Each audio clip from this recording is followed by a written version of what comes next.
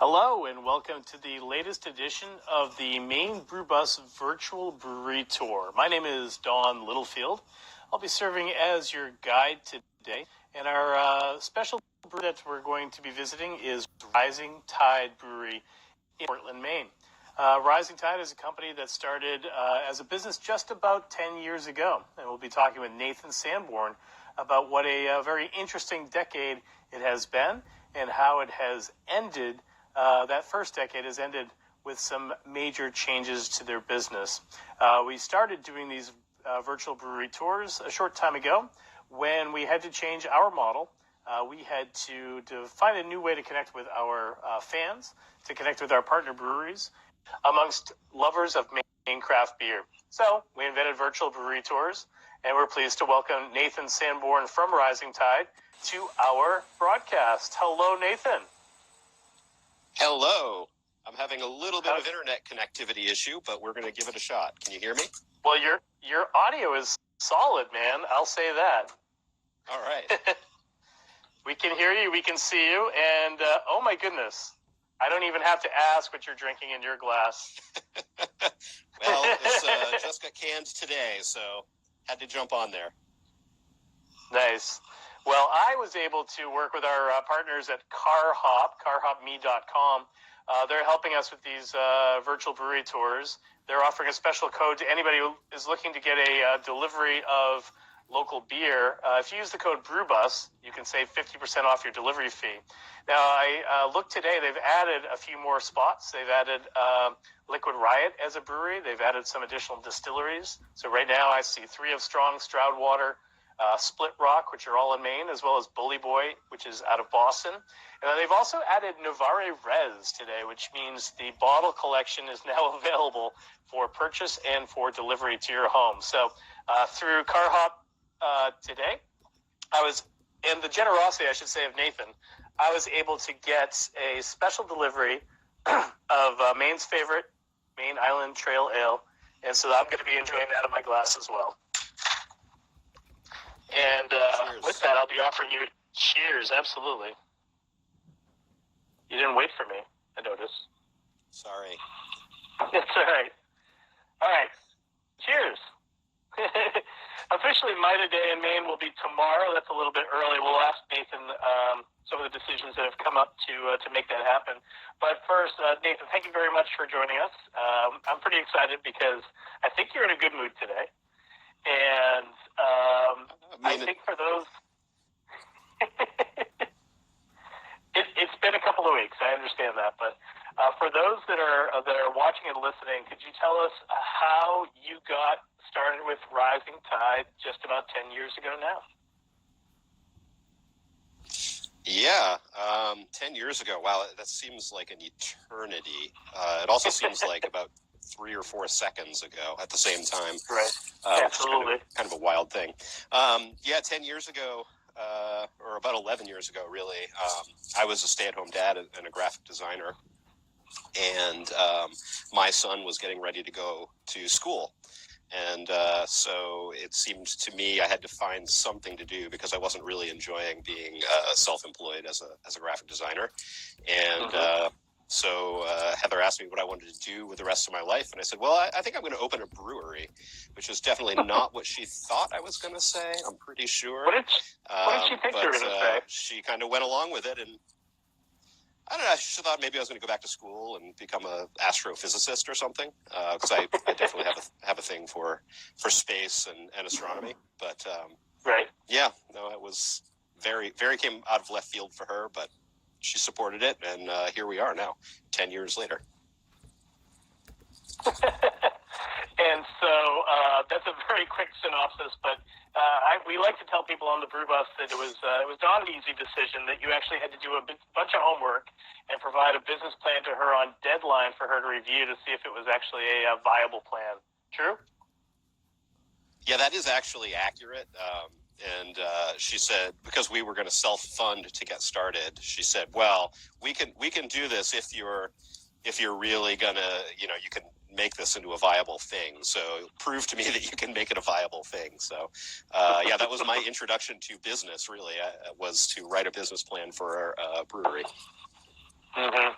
And your other half, Heather, is at that point was a practicing attorney, is now a huge help to a lot of people because she is a sitting state senator. So and obviously a really strong business partner for you, especially at these difficult times, I imagine. Yeah, definitely.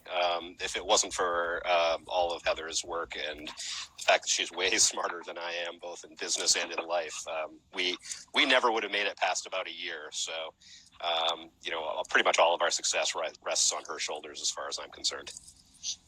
Nice. Before we talk about Maine Island Trail Ale, let's talk about the early days when you started. You were at One Industrial Way, and what made you decide that you needed to change locations, and what made East Bayside so attractive at that point? Excuse me. So we had to change locations because there was not enough space in that building that we were in at that time. We had considered, it was around the time that Maine Beer was starting to build their big facility in Freeport, and we had talked to them a little bit about whether or not we wanted to sort of move into their space as they moved out. But we decided that was probably not the best.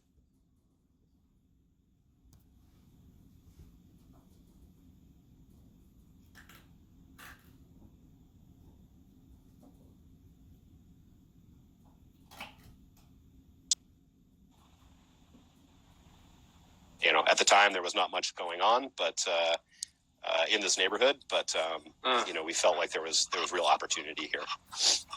We definitely talk about how you were a trendsetter to come into that zone that you and I both have lived in Portland for nearly all of our lives, and this was a dodgy area that you were locating in. But as a business decision, it seems like it was a pretty solid one. Yeah, it worked out. I'll say that. It was there were some concerns from some people when we said we were going to move here, but I said it's Portland. There's no place that's really bad. It's just a question of finding the right space and finding partners to build a business and an opportunity. Yeah. So let's talk about what we're enjoying in our glass. And again, I can't thank you enough for giving me a little early sample of this. This will be actually available starting tomorrow, and this is Maine Island Trail Ale. So how did this beer first start?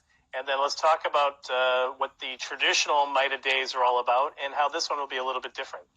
Yeah, so this beer, how did it come about? It came about because the Maine Island Trail Association sent out an RFP.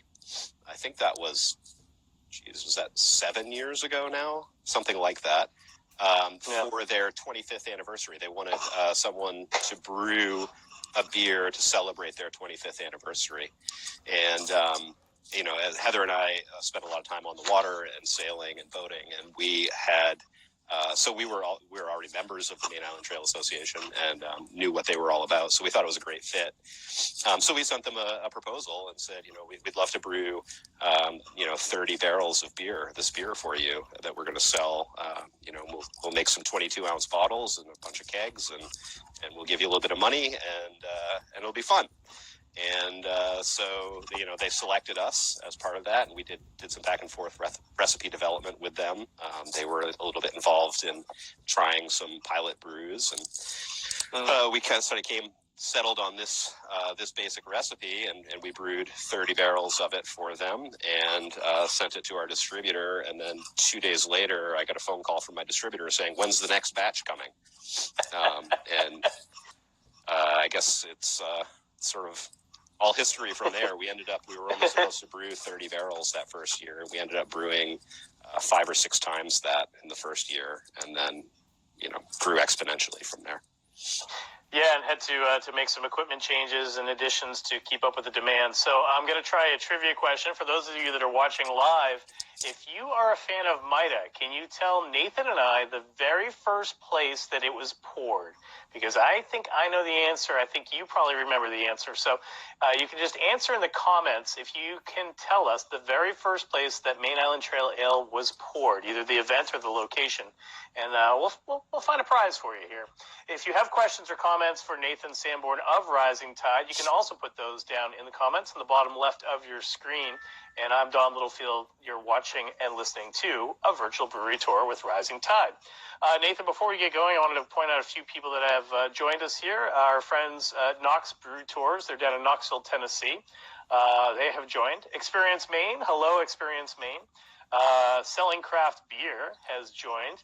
Kill the Big Gun, Caitlin Hughes, and Carla, our friend Carla Lauder, who's the beer babe. Hey, Carla. She says, I know there's no Portland Press Herald March Madness this year, but Maida is always the winner in my heart. Thank you. We did win the first two of those, I guess, and then we got kicked out. Nice. Your boy, Jay Smooth, says, on the property of Rising Tide, meaning right now, I think they're there picking up some beer. So let's talk about everything that's happened in the past 2-3 weeks and how you have, and I've quoted you a couple of times, you've been forced to reinvent your business every single day. So when did you first become aware of the situation that was coming, and how did you make those early decisions and reactions? Yeah. I mean, we were aware of it for quite some time, but we're not quite aware of how serious it was going to become in the United States in general and in Maine in particular. So I would say, not last weekend, but the weekend before, on Friday, we had a manager's meeting and sort of talked a little bit about what we thought was coming. And by Sunday, we had decided we were shutting down our tasting room. And on Friday, we didn't think that was going to be an issue at all. So it really developed very rapidly for us. And since then has continued to develop very rapidly. And every day has been a little bit different. We've tried to sort of reinvent our sales operations kind of every day based on the latest guidance from CDC and the Maine CDC, Dr. Shaw. Dr. Shaw is a very impressive individual for sure, and it seems like the leadership for the state of Maine has really stepped up. But that also includes your other half with the senator who resides in your home. Was she aware of these things on a kind of a legislative level as well, and did that assist you in making decisions? Yeah, I mean, she certainly was. Obviously, the state legislature was well and truly involved in paying attention to this, all the way through. And, she was getting more direct briefings. So that certainly helped, I think, guide, especially early on, our decision to close. I mean, we were open on that last Sunday here at the tasting room. And, even by that morning, I don't think we had decided that we thought we were going to have to close down, and by midday we had decided that we were going to be shutting it down at the end of that day operations. Yeah. We, for the Maine Brew Bus, we were running tours Saturday the 14th. It just started to feel like not the right decision. And I know on or about that time, Allagash had announced that they would not have their tasting room open. And I think that was, for us, was definitely a signal that there's, some major business disruption that was coming our way. But I think that's true. I mean, Allagash is always kind of a leader and making smart decisions, it seems like. And I think that was part of what we saw is on Sunday we opened up and then we looked and said, Allagash is not going to be open. And then Heather started giving, sort of looking at, the information that's coming to the legislature. And we said, we've got to follow that lead for sure. That's the right decision. So. Yeah, and it can't be discounted that Rob Todd is a former head of the Brewers Association nationally, and then Jason Perkins sits on that board now. So they definitely were looking at it at a much more national level. So let's talk about those business changes. You guys have kind of perfected the touchless, contactless, drive up, walk up, bike up situation. So tell us how that works. Yeah, well, how it works today is different than how it works yesterday and the day before that. Basically what we're doing now, we have closed the tasting room entirely to anyone coming inside. So, before we were still doing to-go sales, you could come into the tasting room and get beer. But as it is now, we basically have a drive-through that we've created at the brewery. And we are asking people as much as possible to order online in advance. And then when they show up here, they can just pull up through the drive-through area and either call or text whatever number is on the chalkboard for the day, depending on who's working out front. And we will bring their beer right out to them. Are you able and to we can still, if you arrive and you don't have an order in place already, we can still do that in a contactless way. But nice. It's certainly, we're finding that pretty much everyone now is ordering online in advance. I can see where you're physically close to that. Are you able to switch the camera lens and then kind of simulate? You've done this on social media as well. Kind of simulate what that experience would be about for the people that would be coming by. So I'm going to explain it because this will also appear as a podcast later. So what Nathan is doing is he's going outside their tasting room right now. He's going outside to the what's typically the tar patio. They've reconfigured the tar patio to allow cars to drive right up close to the building, and you can take it away from there, Nathan.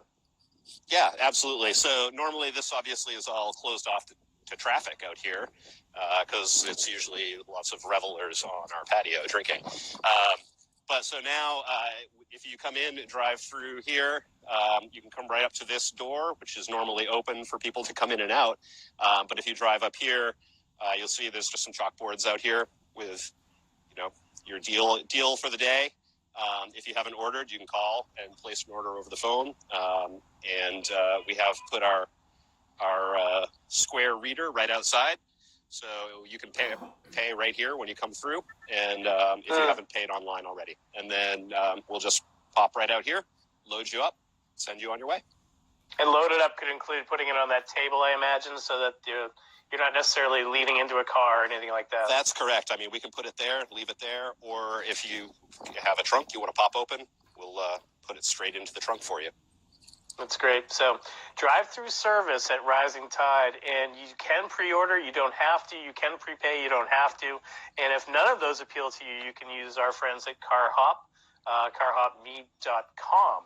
So in addition to that, we're back inside. Just if you could just take a quick spin just for people that have never seen the tasting room. We don't have to go into a formal tour because I actually have many more questions to ask you. But if you could just flip the camera lens around, and if you've not been to Rising Tide, what he's showing us now is the interior of the tasting room now, dormant, sadly. But there's a bunch of Mida that is ready. Those are pre-sale Mida cases and 4-packs, and there's even more of them over there for people that are ordering in advance of tomorrow. So it's going to be a busy Mida day. That's a lot of green cans, my friend.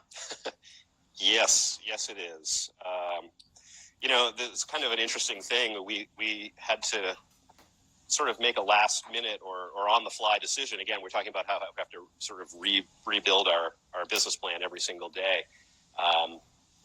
When we had to make decisions about what to do with the beer that we had ready to go, we decided to pump the brakes. Normally for a Mida release, we would plan on having, a couple thousand cases packaged up and, maybe a couple hundred logs ready to go on the first day. With, the situation as is now, we actually ended up delaying the dry hopping on most of that beer and just producing one batch of beer, just 30 barrels again, back like we did the very first time. And a week and a half ago when we made that decision, it seemed like that might be the right call. But as it is now, all of this beer is sold and then some, and we're behind the 8 ball already. So wait a minute. You have pre-sold 30 barrels of beer either through your individual customers or through retail outlets that are taking cans. Correct. That's amazing. Yeah, it's not what I expected. I mean, normally we would send my main distributor, 500 or 600 cases on the first day, and we only sent him 144 today. And he called about 2 hours later and said, "Can I have more?" And I said, "No, you can have more on Monday." Wow. So that is speaks to the fandom that surrounds Maine Island Trail Ale. How would you describe this beer, Nathan? What makes it so special? I think there's a lot of things that go into it.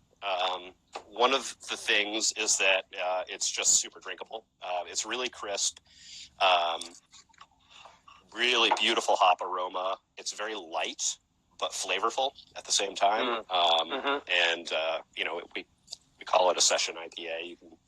It's a session beer. It's only 4.3%. You can drink a bunch of them and still go about your day, if not pass out on the couch. But also, I think, the partnership with the Maine Island Trail Association resonates with people here in Maine. And I think the other thing is that we've always made it a seasonal beer. It's available typically from the first Wednesday in April until around Labor Day.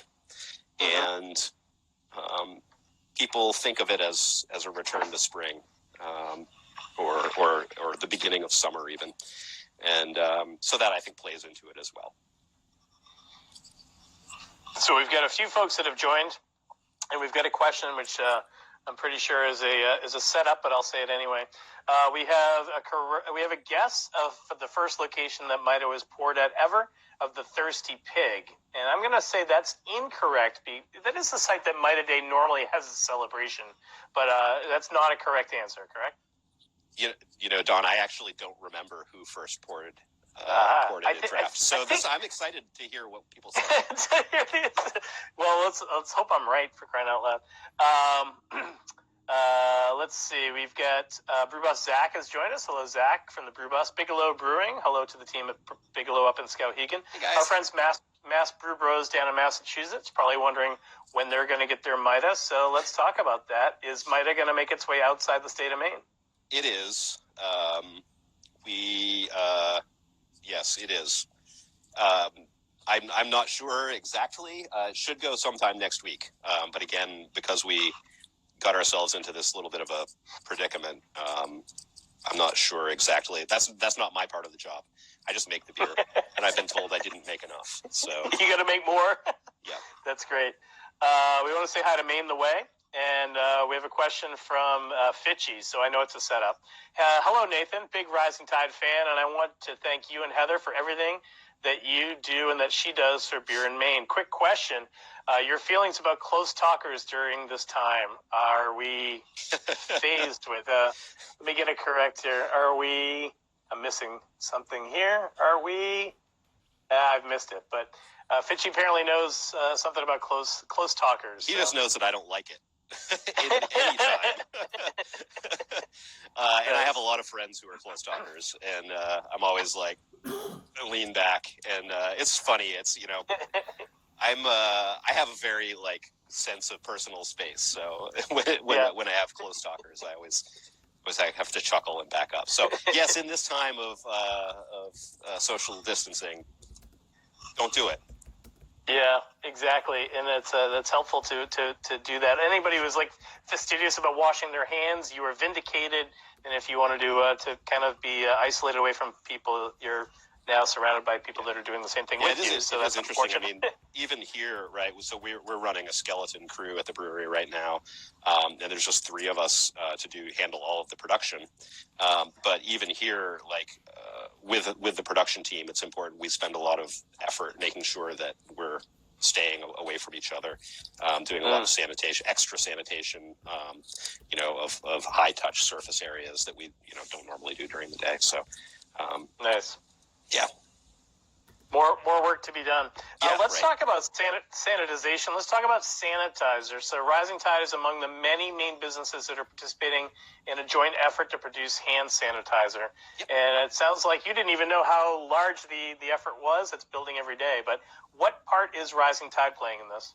So we'll be providing a bunch of beer to one of the distillery partners. We'll be working with 3 Strong because they're literally right next door. So they can distill that down. They're going to do the rough distillation or the first stripping run of the beer, and then send from a number of distilleries around. We'll be doing the stripping runs and then sending that up to Hardshore Distilling to to do the final distillation to produce the high proof alcohol that they'll be using in that sanitizer. Nice. So these are formulations and standards that are known throughout the industry.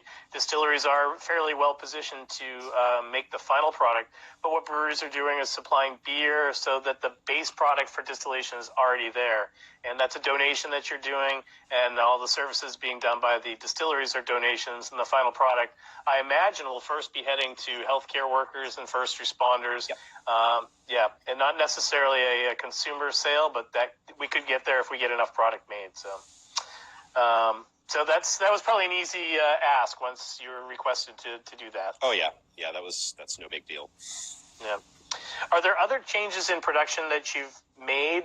We've talked to some other breweries that have, for example, have brewed some lagers because they can go for longer periods of time. People that have shifted to canning everything that they've got. Yes. Are you making any other production changes? I mean, so yeah, we've definitely dialed back again the amount of production that we're doing, and we did actually today. We brewed Dockside, which is our light lager with corn, which is a summertime favorite, and we do have Back Cove in the tanks currently, but yeah, all of our production now is going to 99% of our production is going to can, because obviously there's all of our on-premise accounts that would normally be pouring draft are closed down at the moment. So yeah. Pretty much the only draft that we're packaging is special order draft for consumers. So we packed a couple of logs of Mida today for people who had pre-ordered that for their refrigerators. But for the most part, yeah. So anybody that does have a home kegerator system, that's an option as well. Yeah. We've been talking to some brewers who had already have kegs on hand that they're able to move quickly at a discount, but you can also pre-order your favorite Rising Tide beer. Just give them a little time to make that happen. Yeah, so we have, any of our regular beers we do have available in draft, ready to go. But Mida, since I didn't make enough, I wasn't going to put any extra into draft and hope that we sold it. So yeah. Eventually, we'll get that in stock as well, but in the meantime, you can pre-order it if you want one, and I'll be happy to fill it for you. Nice. Personally, probably. So we've got about 5 minutes remaining with Nathan and Rising Tide. So if you have any final questions or comments, put those in the comments section there. We've got a couple that have come in. We've got a guess now of the first place that it was poured. Now, it sounds like I'm in control of this since you can't remember. And it's Carla Louder says Great Lost Bear, and I don't believe that's correct either, but not a bad guess. Pure Ivy, that's Matthew H. Brown, says Crispy Boys. He's excited about the lagers. And and I see my sister Patty has joined as well. So hello to my sister Patty, who I haven't seen in a couple weeks now. So so let's talk about when things go back to normal. How is Rising Tide going to reestablish themselves as an on-premise account? And I know this is a tough question because nobody really knows the timeline or the restrictions. But what's a realistic? You're a realistic person, so what's a realistic scenario for you? Well, we know how to do hospitality on site, and I think that's a huge part of our success historically. So I think, honestly, really just getting the word out that we're back open is going to be a huge piece of that. As far as anything special, like I said, it's a new business plan every single day, and there's so many moving pieces to what's going on right now that, are we going to be able to open but only have 10 people at a time? I don't know. And honestly, there are so many other pieces that we have to worry about in the immediate term that until I can foresee that sort of window coming that we're going to be able to reopen in some way, it's low on my priority list. Yeah, it's it's hard for us to guess too, because even when you're back open, there may be restrictions on groups, there may be restrictions on small group travel, and there may be a lack of discretionary funds for people to take fun vacations in Maine. So all of those are factors as well. But we're super hopeful that that we are able to rebound when the time is right, and we will stand ready along with Rising Tide and other breweries, wineries, and distilleries to provide the best Maine experience that we can. And it's also important to note that, the breweries are not closed. They're actively making beer. They're getting beer out to consumers. They're just doing it in different ways. And I think that's a really important point of every one of these that we've done. So Nathan, my final question, then I'll give you the last minute to kind of pitch on Rising Tide. But my final question is, how is this going for you, for your wife, for your son, emotionally, and also for your team, many of which are not currently working for you? So how are you doing personally? I mean, we're getting up every day and putting one foot in front of the other. I think a lot of people probably are aware now that last week I had to furlough 22 people off my staff. We now have a staff of 6 to run the brewery. Last Monday was probably the hardest day of my life. And we're running everything on a shoestring to preserve what cash we have available to keep the brewery running, and be here to provide those jobs when we're able to reopen and go back into full production. Yep, that's a fair point. I think some consumers who don't really pay attention think that breweries are cash cows. They're not. They are especially not 2 weeks before the release of MITA for us. I mean, that's literally our worst, the lowest point point in the year. We're very seasonal, so that was not well timed for us. And any brewery really has got a lot of money tied up in debt with loan payments, with requirements that are put upon them to maintain their operations. So any sort of hiccup in operations makes it very difficult for them. The best way you can support Rising Tide is to buy their beer, to buy direct from them through a third-party site, buy their merchandise, buy a gift card. Gift cards in Maine never expire. That money will be good 2 years from now. So if you're watching from outside the state or outside the country, and if you want to support Rising Tide but can't get their beer, that's a good way to do it. And you can do that at risingtidebrewing.com. Let's see, I have one more guess for the first place that MITA was poured $3 Deweys. I don't think that's correct either. So I'll let Nathan have the final word, and then I'll tell him the answer to the question. I'm really curious what you think. I actually think I know the answer to the question, but I could be wrong. Mitchell House 9 says hi, and M. Pepin 10 says hi. And so let's go. Talk about Rising Tide, why people should support your company. Yeah, I think people should support all breweries in the state, to be honest.